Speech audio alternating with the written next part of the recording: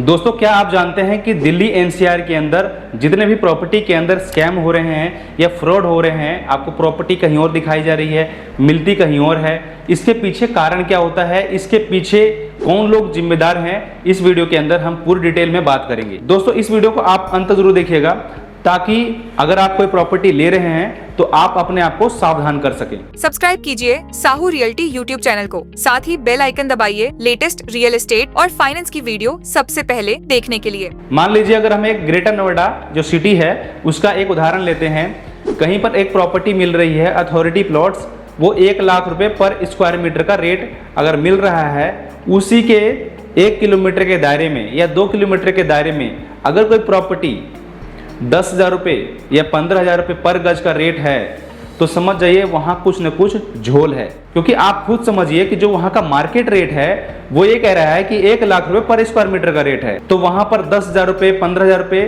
पर गज का प्रॉपर्टी कैसे मिल सकता है। इसका साफ साफ मतलब होता है कि ऐसी प्रॉपर्टी को इलीगल प्रॉपर्टी मानते हैं क्योंकि फ्री होल्ड प्रॉपर्टी होती है। हालांकि फ्री होल्ड प्रॉपर्टी खराब नहीं होती, लेकिन अगर डॉक्यूमेंट अगर कंप्लीट ना हो तो ये इलीगल मानी जाती है। तो ऐसी प्रॉपर्टी में आप कभी भी निवेश ना करें जिसमें आपका पैसा फंसे, आपको चक्कर काटने पड़े, आपको डीलरों की बातें सुननी पड़े। तो ऐसे प्रॉपर्टी को आप इग्नोर करें, ऐसी प्रॉपर्टी आप कभी ना खरीदें। और अगर आप खरीद रहे हैं तो प्रॉपर आप उसका डॉक्यूमेंट चेक कीजिए। सबसे इंपॉर्टेंट है आप उसकी खतौनी लीजिए, जो भी आप प्रॉपर्टी ले रहे हैं उसकी खतौनी लीजिए। उसको आप जो है सब रजिस्ट्रार ऑफिस वहाँ पर ले जा करके वकील को 500,000 रुपये फीस दे दीजिए, क्योंकि आप प्रॉपर्टी ले रहे हैं लाखों रुपए की और इसमें 500,000 रुपये देने में भी आपको दिक्कत होती है। क्योंकि अगर आप पहले वेरीफाई नहीं करेंगे तो आपको दिक्कत हो सकती है, इसलिए आप 500,000 रुपये खर्च कर करके उस प्रॉपर्टी को वेरीफाई जरूर करा लीजिए। और आज के समय में सबसे बड़ा जो स्कैम चल रहा है वो दिल्ली एनसीआर के अंदर ही चल रहा है। और आज के समय में सबसे बड़ा जो जिम्मेदार है इस स्कैम को लेकर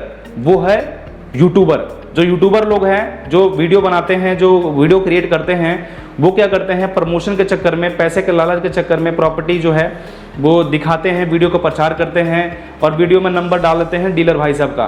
तो आप जब भी कोई प्रॉपर्टी लें तो आप जो है यूट्यूबर को वेरीफाई करें। बहुत से यूट्यूबर हैं, मैं किसी का नाम तो नहीं लूँगा, लेकिन आजकल बहुत से यूट्यूबर ऐसे हैं जो डूब क्षेत्र की ज़मीनों को भी अच्छी कॉलोनी यानी बढ़िया बिल्कुल लीगल कॉलोनी मान करके सेल कर रहे हैं, जबकि ये पूरी तरीके से इलीगल है। ना तो इस पे बैंक लोन दे सकती है, ना कोई एनबीएफसी बैंक लोन दे सकती है। इस पे जो लोन दे सकती है वो खुद ही यानी जो डीलर होता है वो खुद ही अपनी तरीके से एक ईएमआई बांध देता है बायर को कि भाई आप महीने में आप जो है मुझे 3,000 रुपये दोगे, 4,000 रुपये दोगे, आपकी ईएमआई बन गई मेरे पास। तो वो खुद के पास से ईएमआई बांध देते हैं, क्योंकि इस पे लोन हो ही नहीं सकता।